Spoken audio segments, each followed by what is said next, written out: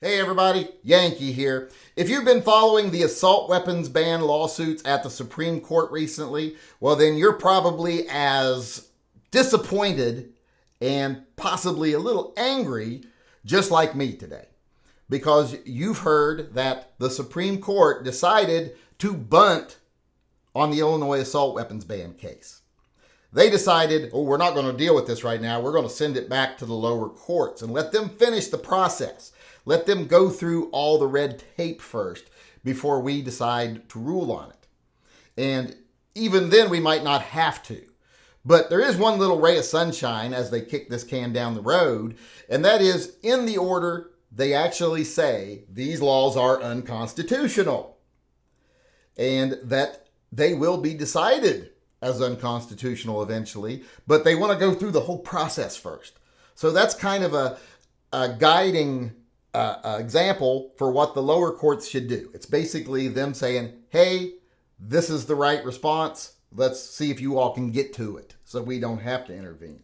So there is that little ray of sunshine there, and I know all the political pundits are like, well, yeah, this is the way it should be done. It was very rare that they even heard arguments on this, and it would have been even rarer if they stepped in before the appeals courts and the circuit courts were actually finished with the process. So this is something we should have expected. I didn't expect it. I thought they'd have some backbone and rule.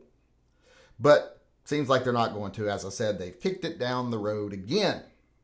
It's like they're stalling this as long as they can. They'll give you the illusion of rights every chance they get, but when it comes time to actually do something that would have changed how things are actually happening right now, they don't want anything to do with that. So that really ticks me off. It really disappoints me. And what really disappoints me is why I'm hearing that they did this. And it's got nothing to do with process or red tape. It's political pressure.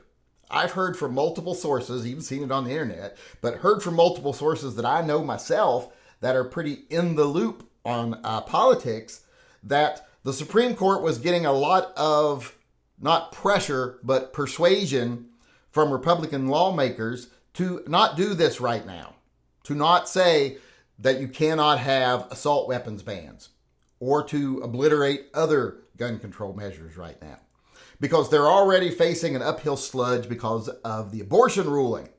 The abortion ruling has motivated a lot of people in the middle to actually go out and vote against Republicans because of the whole overturning the abortion laws in this country.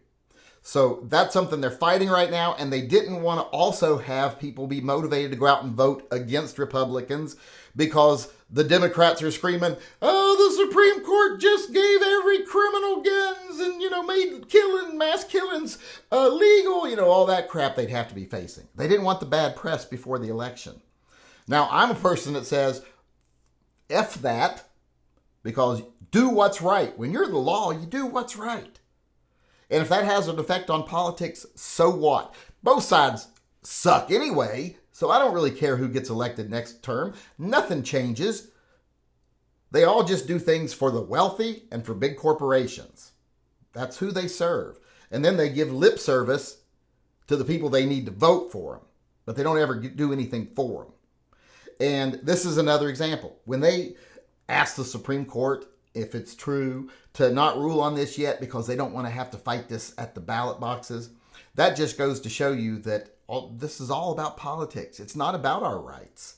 And I think the Supreme Court's made it clear lately that they don't care about rights. These new justices that came in that were going to be the bastions of rights in this country, it's been pretty clear that their main goal is to just push religious dogma on people and to prop up the power of big government.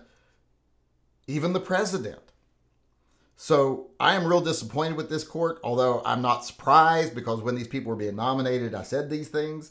But it looks like they failed us for now. And it looks like they might serve their purpose in the near future. But for right now, nothing's going to happen because it would look too bad for their political buddies. And that irritates me. Like I said, that's what they care about. They're religious big donors like the churches and the billionaires that have these religious desires they want to get pushed into law, and big government power. Those are the things they support. It's not you and me, and it's definitely not the Constitution.